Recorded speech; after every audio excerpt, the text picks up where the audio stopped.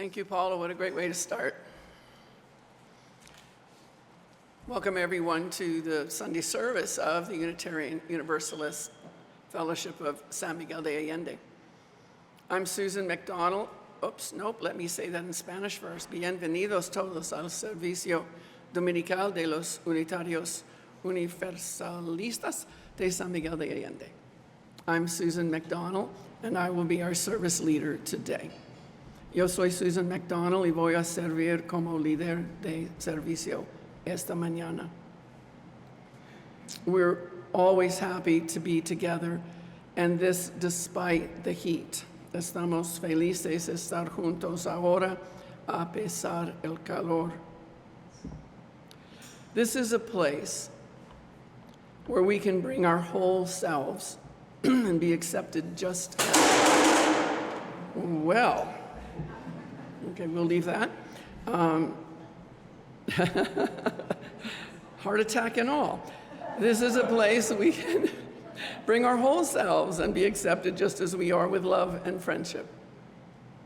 Este es un lugar donde podemos traer todo nuestro ser y ser aceptados, tal como somos, con amor y amistad.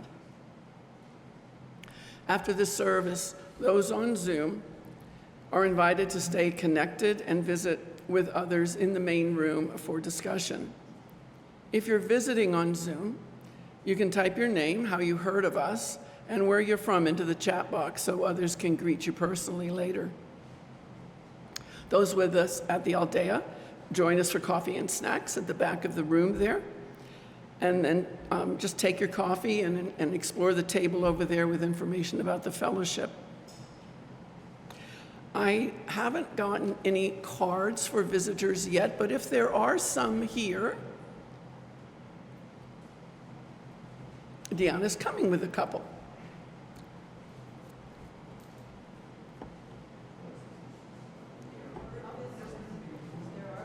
Yes, I know. Yes, there are some cards that I'll read first, and then we'll invite all the others to stand. Thank you. Oh, okay. Well, we have an important visitor, Allan Price, who is going to be speaking along with Jurgen on the topic for today. So welcome, Allan. You want to stand so everybody sees who you are? Okay. And if we have other visitors, which I think we do, if I see all the little tags, if you don't mind standing so we can see who you are and be able to greet you during coffee hour, that would be great. Just a hi and a wave. Thank you very much. And in the back, thank you. Thank you. So today's presentation by UU member Jurgen Ahlers will be an opportunity for us to be reminded or learn for the first time of an important collection of goals that were developed by the UUFSMA Envisioning Our Futures Committee several years ago. I think around 2020 is what I could gather. It has a number of short and long-term goals. It's now on the website and easy to find. We were going to get a screenshot, but I'm not sure we have that. But it's on the webpage you just do a drop-down link and you can find the report. It's very interesting. One of the important long-term goals was to pursue the creation of an intergenerational living collective. So Jurgen will give a brief overview of that today and catch us up with the pressing need for those kinds of collectives due to climate crisis, climate refugees, using up our resources too quickly, living all in our own little houses. And he has invited two guests from the Hapori Living Collective. One of those is Allan. Paula Lester is the other. Will she be here? Okay. Okay, so Paula was not able to get here with car problems. So we'll hear from them a little bit later. We also have the joy of having our young people with us today. And we encourage you when we get to that chalice lighting and their covenant, join us in the gestures and the recitation of their covenant as they leave the room with Edith and with Mary Lou later. We will resume our regular calendar of Sunday services next week. During the month of June, especially on the June 9th weekend, many communities celebrate Pride Month. For our June 9th service, Reverend Rosiello will join us on Zoom and reflect upon the accomplishments of these past decades and the disturbing ongoing negative trends related to LGBTQ equality and rights. He'll remind us of the important role Unitarian Universalism has played and continues to play in protecting and advancing LGBTQ rights. We hope you can join us next week, in person or on Zoom. And as we all know, we record our Sunday in-person services. They appear on our YouTube channel, typically by midweek. So certainly by the end of this week, you would find this one, and you'd probably find all the previous ones. It's a great reservoir of being able to check out services that you may not have been able to get to. And while you're on our website, you can check out all the events that we sponsor and information on how to become a member. So that was a very long welcome. Thank you. And I will ask Sebastian now to come up and help with lighting our main chalice, and then he'll help with the others to do the children's portion. Light from there. And then light that. Thank you. These opening words, that's all you need. Thanks. These opening words are from Lisa Doge, called The Ember of Hope and Love Set Ablaze. What if sometimes it's not about a light in the darkness? What if sometimes it's about sparkling potential into possibility and possibility into existence? What if sometimes the flame that burns in the chalice of our faith is nothing less than the ember of hope and nothing more than love set ablaze? What if sometimes all we need to do is follow this flame, one among scores, hundreds, thousands of steadily flickering flames across the land and among so many people on the way to justice and into the land of peace? What if we dare to kindle that chalice? So now we will invite you to join in with the youth, our young explorers, to light their chalice. But first we will do the shared covenant with the gestures. So Sebastian will come up again and help me. We invite you to enthusiastically do these gestures when you see them. Okay, so I'll start here. We light this chalice to celebrate Unitarian Universalism. Iluminamos este cáliz para celebrar el unitario universalismo. Okay. And actually, I now know I'll do the gesture first. This is the place of the open mind. Este es el lugar de la mente abierta.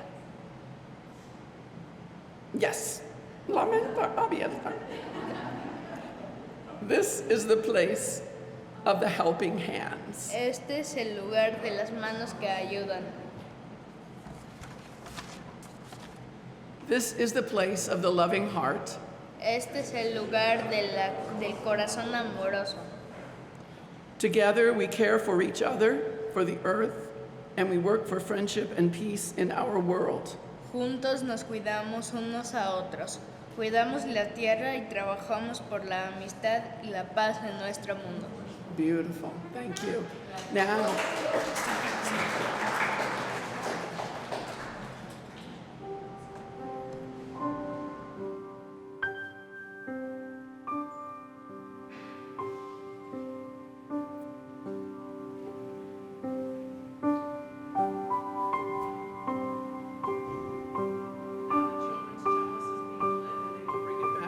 classroom for their lesson.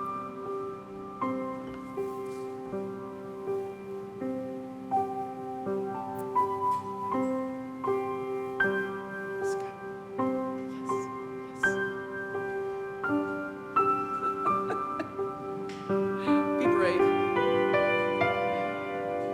Go.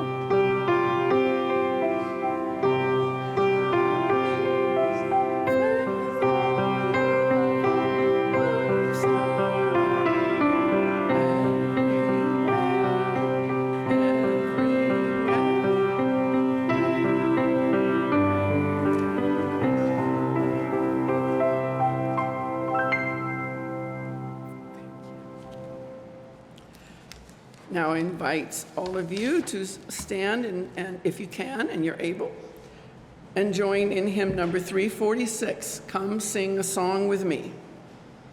And Jurgen asked me to say that he chose this opening hymn, not only as it's a favorite and really easy to sing, but because of the word hope in it and the emphasis on giving each other hope for a long journey.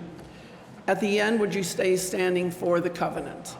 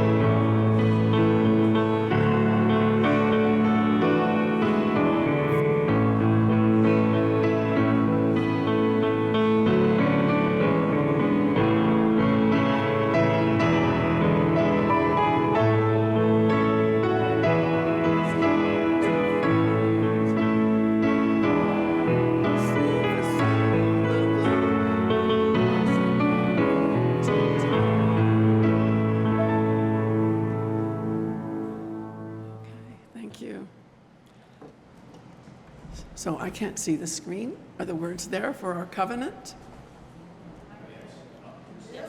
Okay. He's joining the English, and Carla will read the Spanish. We respect the interdependent web of life and work for a just and peaceful world. We encourage the search for truth and meaning, strive for compassion in our relationships, and seek values that will benefit our lives and the lives of others.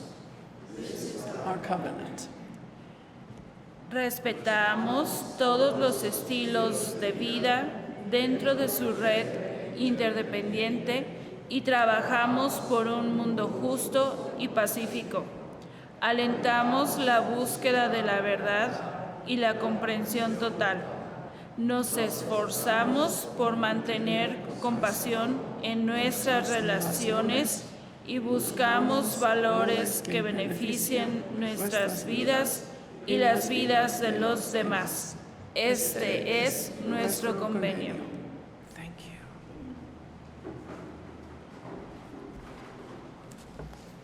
I think I'll leave that there. Good morning. It's good to see everyone. We are now entering the time of our service that is beholden to many of us as a very sacred, very special time when we share one another's joys, sorrows, or concerns, and we light a candle representing the importance of that joy or the sorrow or concern. Those of you who are here regularly know that if you have a joy or concern in the future, just email Tom Rosiello, our minister. His email address is on our website, and he will get our joys and concerns to us even when he's not here. This morning, he did not find any, but I do have some joys and some concerns I do want to light candles for. Those of you on Zoom, please feel free to enter a joy, concern into the chat box, and Diego will let me know if we have a joy or concern or whatever, which I do not have because we don't have the computer up here.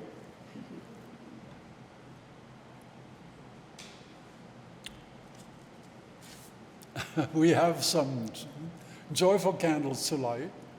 The first one is that Sophia in our Young Explorer class is celebrating her birthday, her 9th birthday on Friday. So she's not here today, but we certainly wish her a very happy birthday on Friday. Another joy, another birthday, Michael Hertz has his birthday this week. Michael isn't here, I don't see him, but is he? There he is. Ah, happy birthday to you, Mike.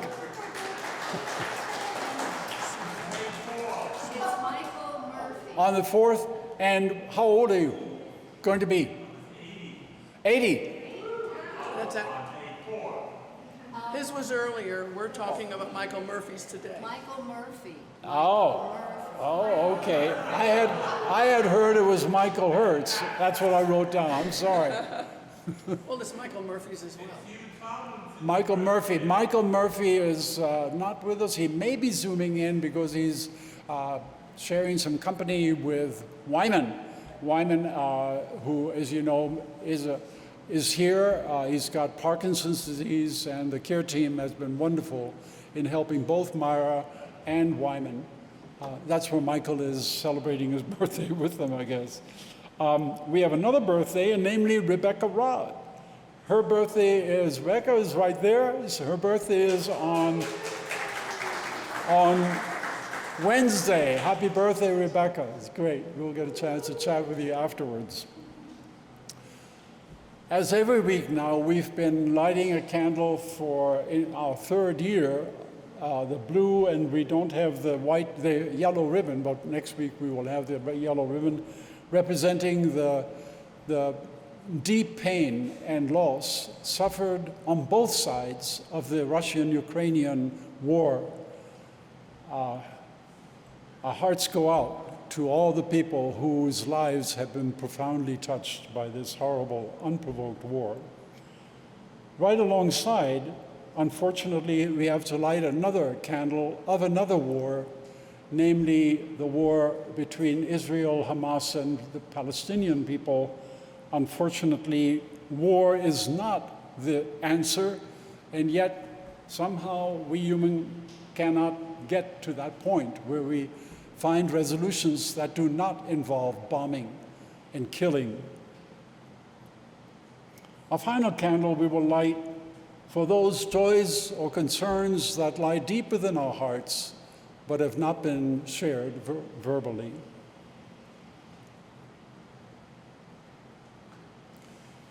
And now during the musical meditation, I invite any of you who might have a joy or concern to light a candle of your own and come forward.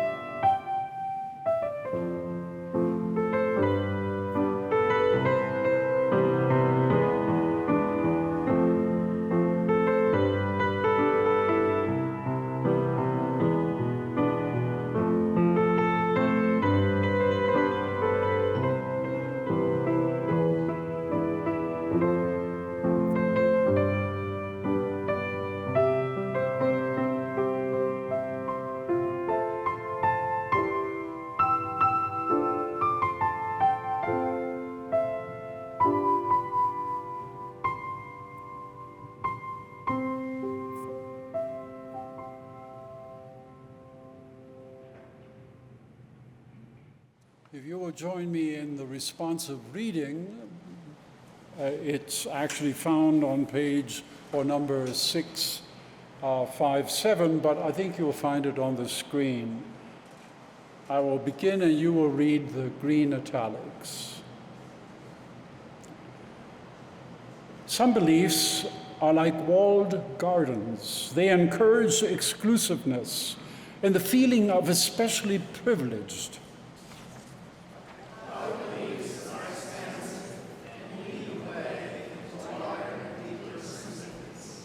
Some beliefs are like shadows, clouds, children's days with fears of unknown calamities.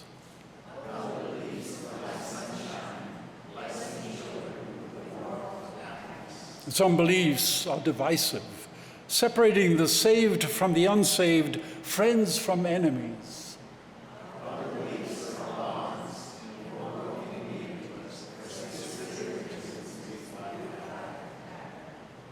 Some beliefs are like blinders, shutting off the power to choose one's own direction.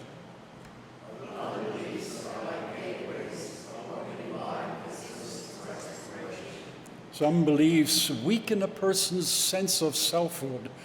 They blight the growth of resourcefulness.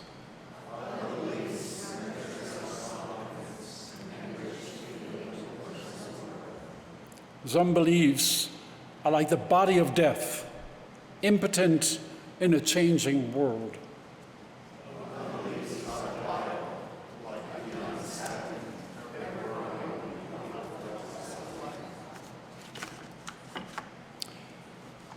Indeed, beliefs matter. We all have them. We live our lives according to our beliefs. For us Homo sapiens, I believe personally cherished beliefs are like a compass, guiding us, making our life choices. Many, perhaps most within this UU fellowship, actually joined because the fellowship's foundational beliefs, our values and our principles, were calling us from deep within to wanting to take part of this fellowship's unique dynamic. I dare say, however, that the values contained in our covenant, though in general endorsed by everyone, will be interpreted and incorporated into their lives as we individually interpret them and live accordingly. So we can assume that there will be varying degrees of interpretation and implementation.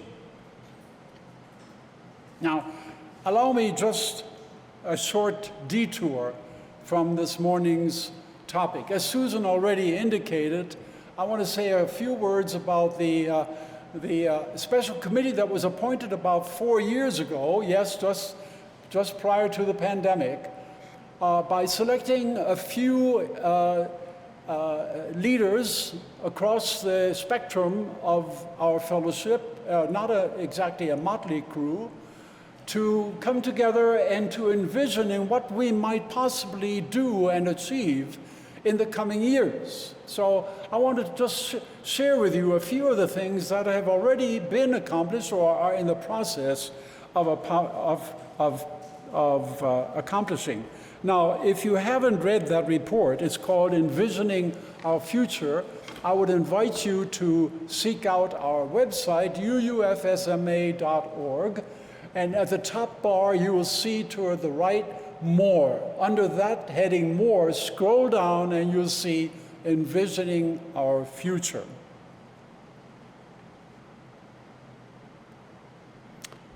Of course, I can't help but emphasize first and foremost that our group, and by the way, we've got Paula and Ellie, they are both members of that group. You'll see the other members listed on the report. It's great to have you both here. We couldn't help but emphasize our full dedication to continue our deep commitment to social action. We didn't realize at the time, however, that that we would have this radical transformation and widening of this commitment by forming of what you already know by now, namely the founding of the Social Justice Foundation, allowing us to significantly expand and reach to the thousands of severely underserved members of the wider SMA community. Our religious education program, serving San Miguel's children during our Sunday services, just like this morning, is well on its way, with kids from ages 6 to 14 attending our Sunday service regularly under qualified adult leadership.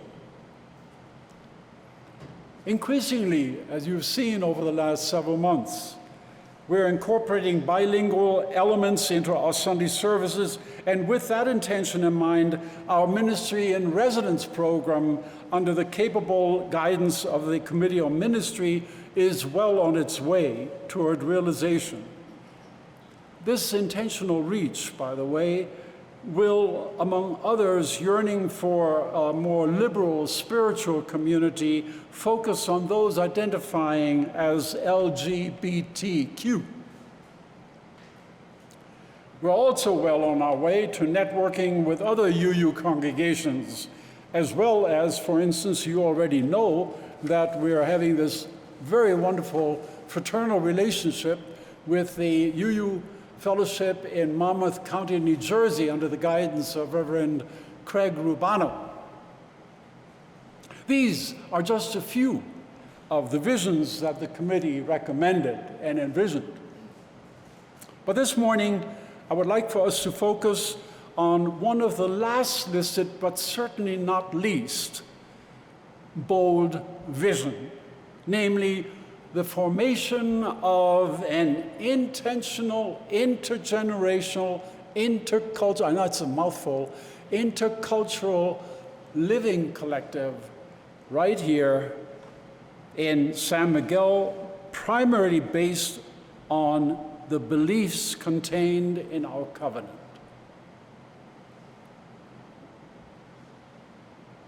Now, why focus on this today? Do I sense an urgency?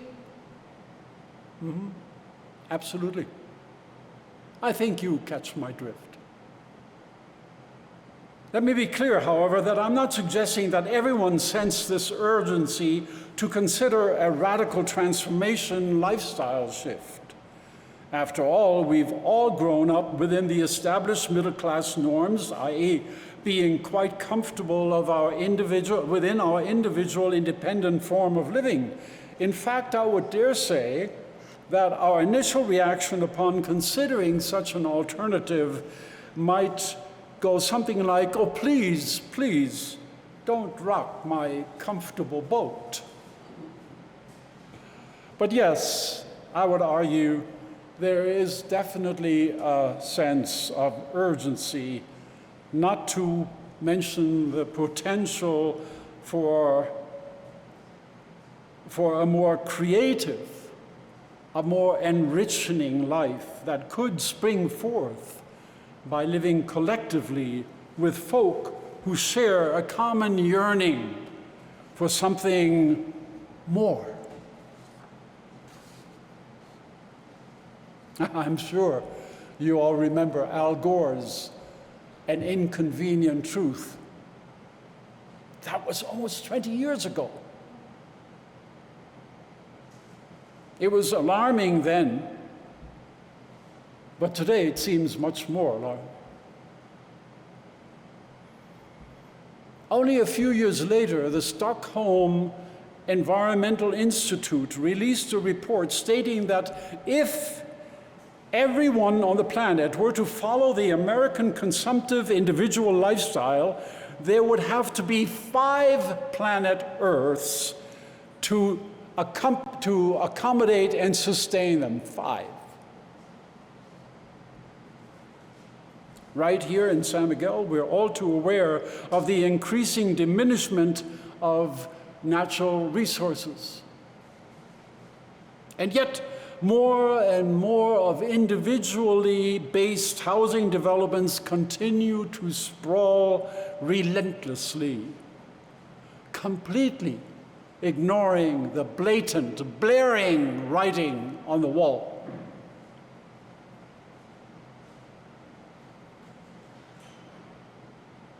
Familiar to many of you is Dr. Sanjay Gupta, neurosurgeon and CNN contributor, said not too long ago that we're experiencing in the West, and particularly in the US, an epidemic of loneliness.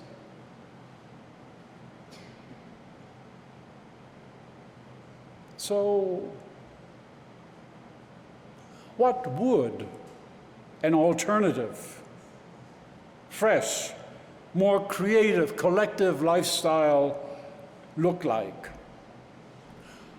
Well, in a moment, we're all going to have that opportunity. Those of you who are here at the Aldea and those of you who are joining us by Zoom, to discuss that question. But first, let me give you a few clues for your consideration. Fortunately, over the last 50 or so years, there has been a multitude of various intentional communities sprouting up around the world from which we can draw inspiration as well as pitfalls to avoid. Envision with me possibly creating such a values-based community on several hectares on the highway towards Celaya, right across from where Don Pedro is located, just beyond Los Frailes. Actually, there is quite a lovely, fairly clean lake, which you cannot see from the highway. There you might imagine a number of modest but comfortable and aesthetically designed, fully green-built individual homes clustered around a larger community building for shared common meals several times a week. The community building could house not only a larger kitchen and eating area, but a multi-purpose space for larger group gatherings. It could have a spa and a gym area, laundry facilities, guest rooms for visitors who want to check out this community. Furthermore, you might find solar panels and water catchment systems attached to every building, a shady work and play area for children and adults alike, a compost bin near a community garden where we would grow our own organic fruits and vegetables. There would be several community-owned and cared for electric vehicles, and I could go on imagining. A sense of authentic community spirit would have to lie at the very heart of this collective experience. If you remember last week, the speaker, there was a sermon presented online. You might recall he indicated spirituality is realized at its essence collectively. That is, we are spiritual beings. And the spiritual factor, this most dynamic element of the human existence, is experienced as best, at its best, and most meaningful capacity in relationships, in diverse relationships, collectively. I could, of course, go on listing what might be churning in my mind that envisions this living collective. But as I would like to say that it would improve, quite possibly, both physical and mental health, as well as creative, out-of-the-box thinking and wisdom sharing. We could go on. But we want to turn this now over to what I already indicated, namely, we want to proceed with maybe something unprecedented in our Sunday services. But I would like to shift us now to a participatory segment of our worship. And even the seating has been arranged so that we're a little bit more of a semicircle, so we can talk to each other and one another. And I would like to suggest that those people who are on Zoom, Margo Johnson is our host. She will let us know, or she'll let Diego know that somebody wants to speak by raising their hand. We want to include the people on Zoom to be part of this discussion. So I will, both Allan and I will sit in the front with a microphone, and there'll be a microphone on the left and on the right, so that you can speak. And Susan will, if we don't have a rubber band, we'll try our whiteboard, which collapsed earlier, to record on a couple of the questions that we will ask. Allan, if you wouldn't mind, just sitting over here, and I'll sit over here.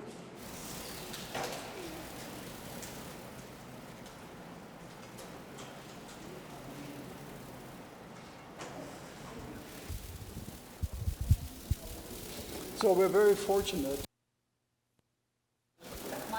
Okay. We're very fortunate to have Allan Price from Hapori, which is a living collective just outside of San Miguel. It's just beyond Cieneguita on the road to Guanajuato. It's off that road a couple of miles.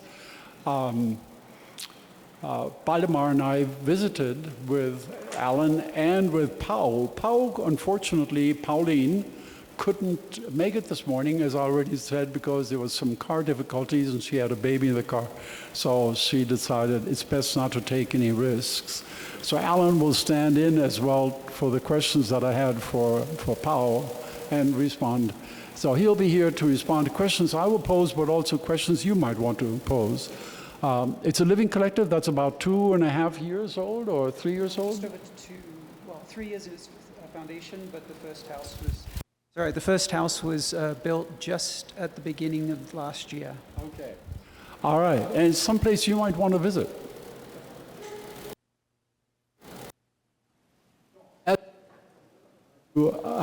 Just, is that going to be working? Okay, great. Is it on? Yep. Because of time constraints, when we get to questions and comments, that is to say, all of you, and you have questions, and you might have a comment, please keep them to a limit of 90 seconds. Susan will ring her bell at 60 seconds, giving you another 30 seconds. I know you have to really be careful. 30 seconds to wrap up your question or your comment so that Allan can respond. First off, this is a question for all of you. Again, all of you, that includes your Zoomers. In a couple of words, what in your mind does it take to create a new paradigm of living in a collective environment? What does it take, just in 1 or 2 words, to create this new paradigm that I've just talked a little bit about of collective living? You might have a moment to want to think about it, but just throw out 1 or 2 words, and Susan will record it on the whiteboard. Leadership. Great. Trust. Pardon me? Trust. Actually, we should have a microphone. Trust, okay? I can hear it. I can do it this way. Trust. Others? Openness. Great. Money. You can't do anything without money. Thank you.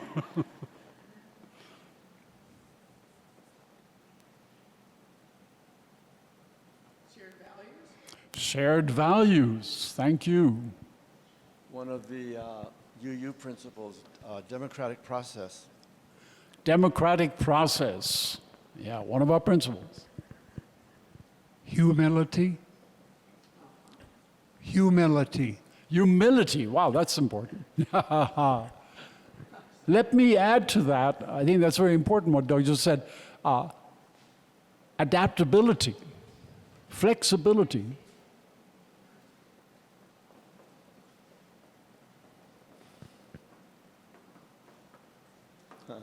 Any more? Lots of parties. What was that? Lots of parties. Fun. A spirit of partying. I love it. How about courage?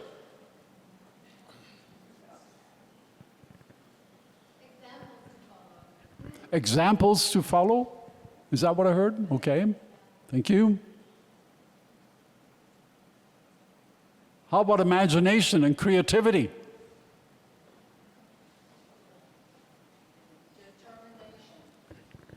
Determination. Yes. Focus, intentionality, determination. Wonderful. We're making some really good comments here. Anybody else before we move on? Patience. Wow, that's a big one.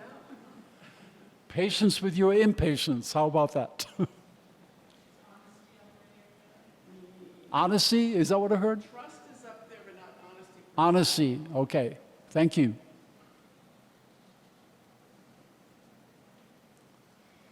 Okay, we got a pretty good beginning. Let's keep those up there, just for us to reflect. We might want to add some as we go along. So here's my question to Allan, my first one. What are the 2 or 3 most promising, meaningful factors in your experience at Hapori? Wow. Okay. These are a wonderful list as well. So I think one of the kind of most meaningful factors that have come out already, one of them is we have this commitment to all these things. And so when you collect a group of people there, you move from survival into thriving. And what we're already seeing is sort of that joint multi-generational, multicultural knowledge coming together for us to be able to do things and have more possibilities available to us. Again, around that honesty. The second thing I'd say is from that, we really went back to our intentions as a community. And we have an intention. It's really important to have a clear intention about what are we trying to achieve together and grow together. So our intention is really around demonstrating and growing ourselves to be part of a society 2.0, which is really a sustainable society. And that means sustainable in yourself with all these qualities you're talking about. When I see these qualities, I think about self-development and self-awareness. Because to be all those things, you have to really dig deep. And then there is sustainability to others, to living together. It's great to be in your own mind cave and be self-aware, but until you have the reality of working with other people and other relationships, that's where you're going to really test the boundaries of understanding that. And then the third thing is sustainability of ourselves with the land. That's a really important part to us. I mean, we're listening to all the things you've been talking about right from the beginning of the service is how do we grow a better place, a more peaceful place to be. Yeah, so those are the main factors. Thank you. They all three sound very, very important. Here's the second question. In your opinion, what are the top 2 or 3 challenges at present as you face the future, or as I say, at present? Right. So, I mean, we're a young community, so we're growing. I think one of the biggest challenges, which is going to be a constant challenge, is all of us as individuals and where we've come from and whatever we carry from cultural, personal trauma, all those experiences to allow us to really deeply get into how do we be more honest, how do we trust more, how do we communicate better. So that's one of the challenges, and we work through several different paradigms to do that, from nonviolent communication that's required for everybody. There's a sort of personal development aspect that I teach individually. And then as a community, somebody mentioned the democratic process, and there's sort of governance and decision making, which we're kind of basing it off sociocracy at this point in time. Those are challenges as we move forward to all embrace them as deeply as we can so that we can really grow to the future. The other challenge is in general growth. Somebody wrote money there. Money is an important factor as well in putting this all together. You have money and time. And so we have a slightly different model, and we've been growing fairly rapidly in the time we've been there. But it is always a challenge is growth, because growth gives you sort of part of that pleasure and celebration and joy that you require along the way, because it is a set of hard work. So I'd say those are the sort of the challenges. Yeah, I can see that through those challenges, as you, if I may use the word struggle, through those challenges, you can gain a great deal of enrichment and insights that just otherwise would not have occurred to you.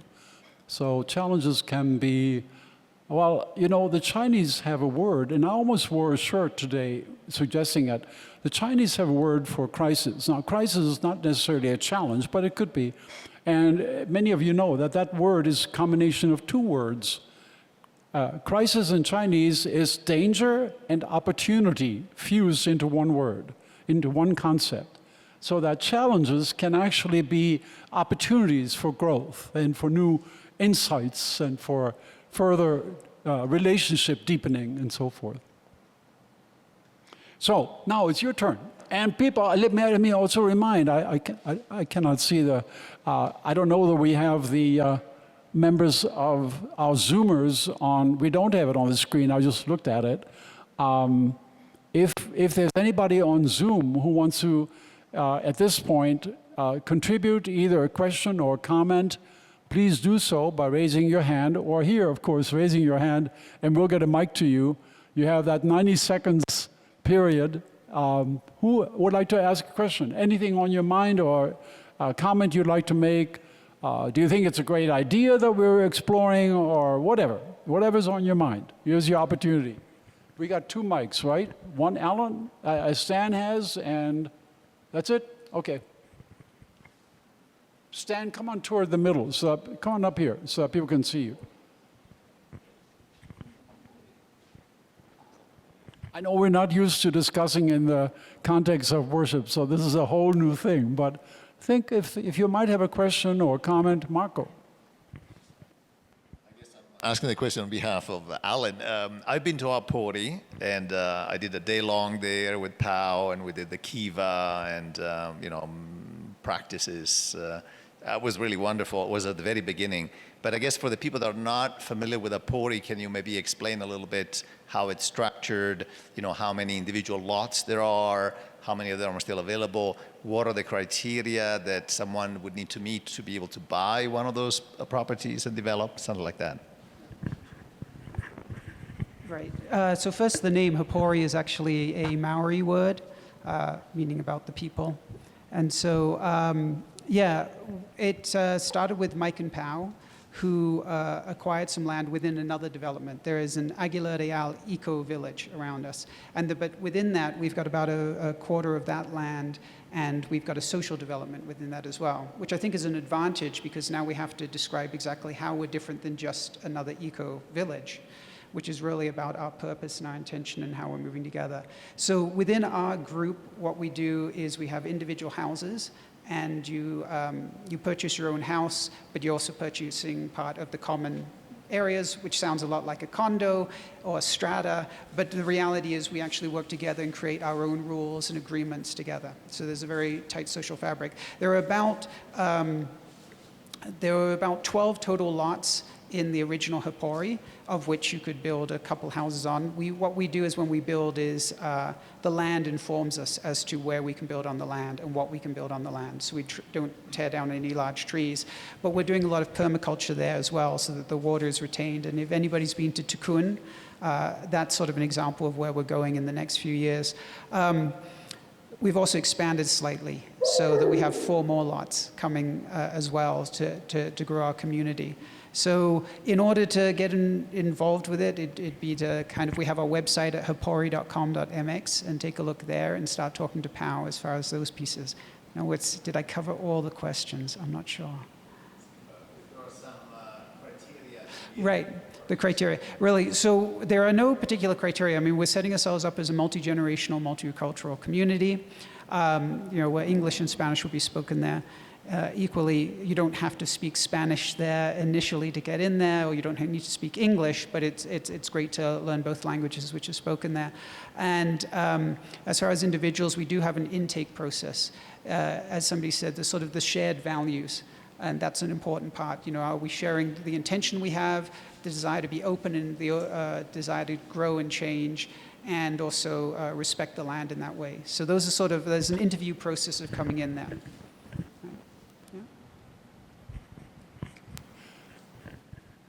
Doug? There was around 1971 about 300 people left Haight-Ashbury on a grand tour across the United States, and 100 plus automobiles and buses. And they wound up purchasing together about 500 acres of land in central Tennessee. And these were people with a lot of different ideologies. There were many leftists, but the primary thing was they just did not want to live in an acquisitive, self-centered way. So they wound up, each one of them manifested a very personalized understanding about what it means to live collectively. Now they all live in individual houses. Is that the farm you're referring to? The farm in Tennessee, yeah. Maybe make just a comment. Yeah, the reality of intentional communities is a lot of them don't make it, depending on, you know, what the purpose is behind it, what the intention is behind it. One thing we were pretty, the only thing we're really dogmatic about in Hapori is that we don't bring in our own dogma. So, you know, an openness to ideas and concepts and pieces like that. However, there is an understanding that we are a community and we'll work together on our agreements. So, yeah, I can't say why every community has failed, but there has been a lot of, not every community, I mean, there's a number of successful communities. What makes them successful? And sort of, you know, we can continue to iterate and create the best of breed. I think there's a book, Creating a Life Together, and there was a wonderful 7 things about who will be successful in a community. And the very first thing in there is you don't need a community. And what I mean by that is there's this other part where this pandemic of loneliness is out there. It's one of the reasons I sought community, but it was that I don't need the community. It's something I want to add to my life. We're not trying to escape the world, we're trying to make the world a better place. And I think that's an important part, that coming into community is not driven by negative fears, but actually with hope for the future.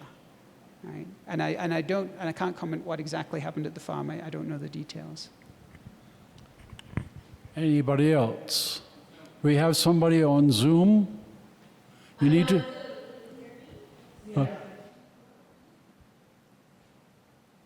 Go ahead, speak up. Hi, this is Leslie. I don't think I've heard yet the mention of the term co-housing, which is a living pattern based in Scandinavia. It was brought to the United States in the late 80s by a couple of architects. And it is a way to organize a group of people, typically 28 to 32 sort of housing units, make a good-sized community according to these experts. But for people who have never looked into the idea of sharing an intentional community in this way, that is a terrific place to start to find out about how things work, how they can work. Although, of course, I realize there could be other ways to become organized and to create an intentional community. I just wanted to offer that. Thank you, Leslie. Appreciate that. Am I back on? Okay, I'm Linda, and I don't know if you can hear me. Yes.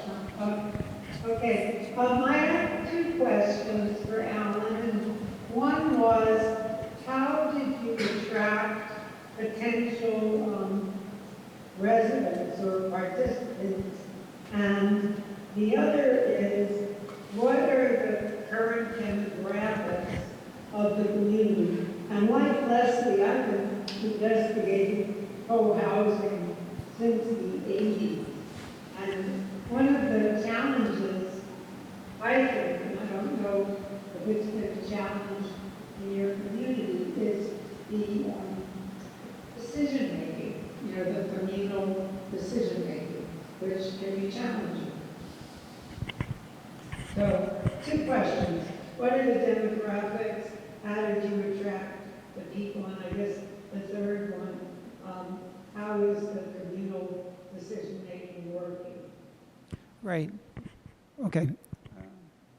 Hello? Yeah. Okay, so the first one, the demographic. Again, we're building sort of a multi-generational, multicultural community, so we're trying to kind of move ourselves towards that, especially with our goal is, I am getting older, members are getting older. We want something that's going to be sustainable beyond us, that being our attention. As far as attracting people, it's been interesting.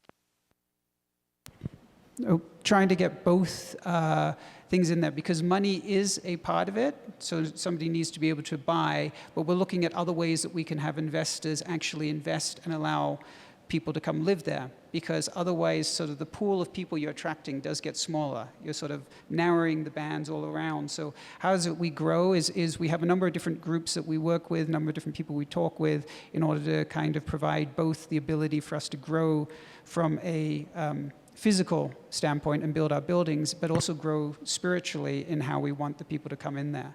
So it is a challenge, but it's something we work on daily.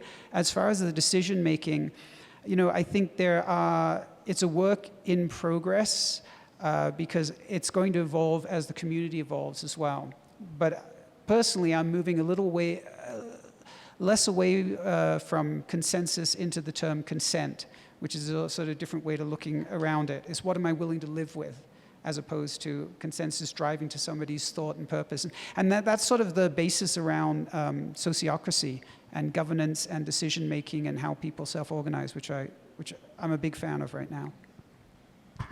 Okay, due to time constraints, we're going to have to wind it down. I want to ask a final question of Allan. He may have partially already answered it, but as you can see, most of us are about the age of 60 or higher, and I was wondering how would older people maybe contribute to the success of Hapori as a thriving living collective? How would older people be able to contribute? Right. So I'm only 4 years away from 60. So I'm kind of in that boat as well, where certainly living there out in the campo it's I wouldn't say it's a rough life. We've made it really nice, but it is in the campo. So there's sort of moving there. It's still possible to move there for anybody who wants to be involved and looks at this as an opportunity for themselves to grow and share and leave sort of a legacy behind.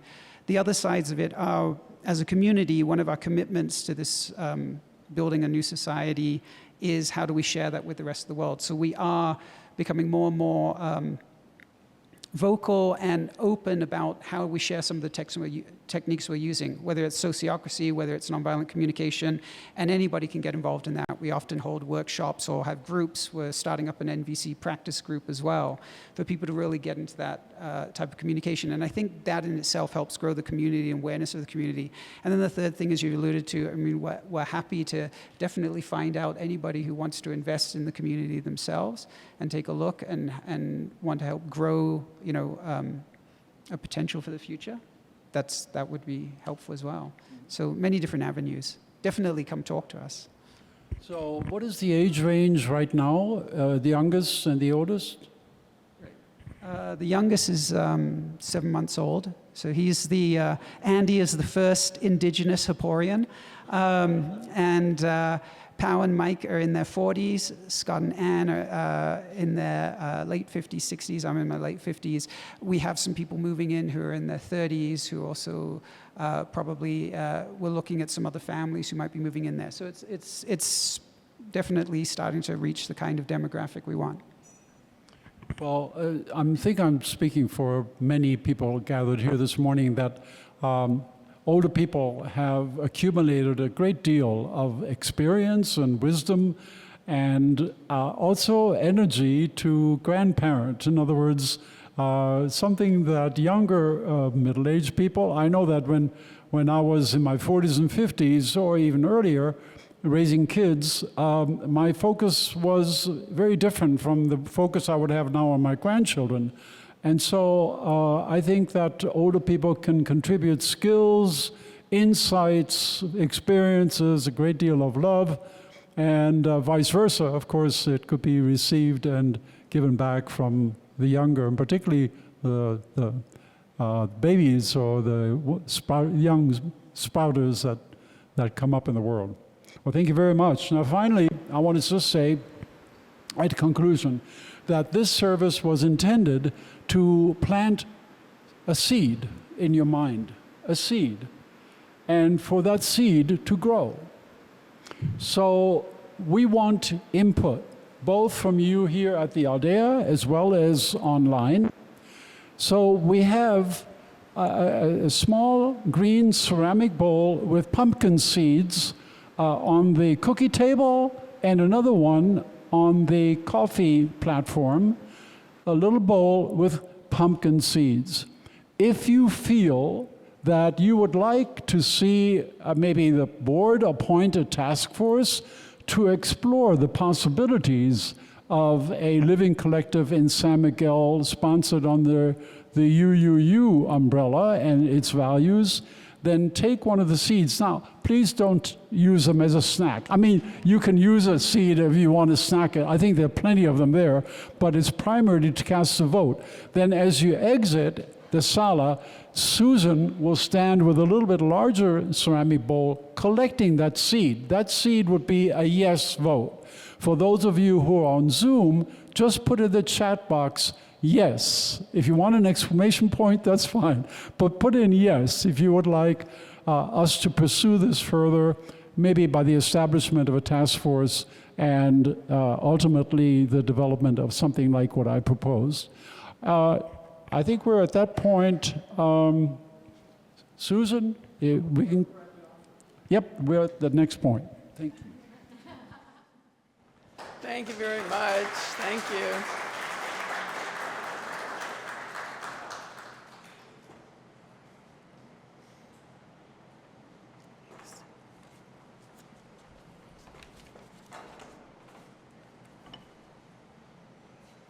Thanks, that was really very interesting. I'm sorry we didn't get to meet Pau today, but we will another time. So we now enter our time of offering and receiving. We all have so many needs, 1,000 prayers, 1,000 needs that really only require one answer: let the world not be indifferent. As we each consider what we can offer at this time to our fellowship and our ongoing mission for ourselves and our community here, let's remember that we live among and with each other. We truly are a fellowship, a community of memory and hope, and we are the keepers of our dreams. We both give and receive this offering in order to strengthen our community, a community that is sacred to many of us and to our multiple visions for flourishing and for well-being. Your offering will now be gratefully received when the ushers come forward. Thank you.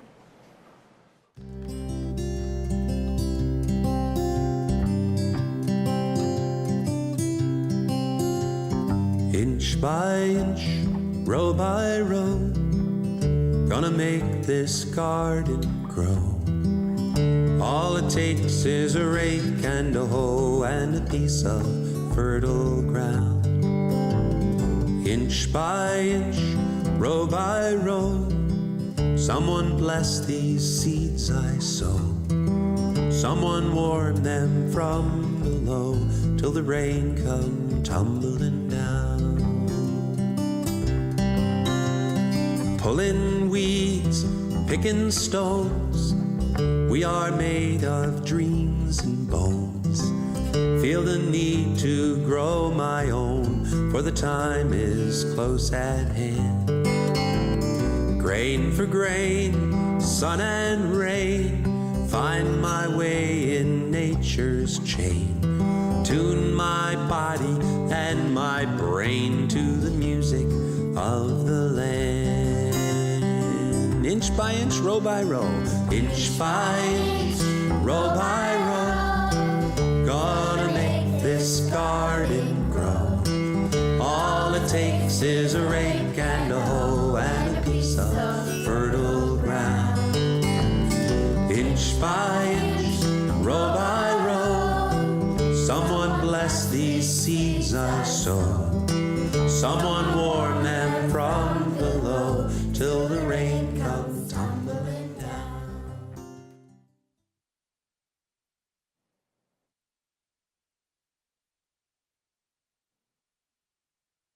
Closing hymn, I would ask you to rise and just symbolizing, since we're a small group all in the center part, as we stand and sing this beautiful song, We Shall Be One, if you wouldn't mind holding hands with the people next to you, and you can stretch across the aisle.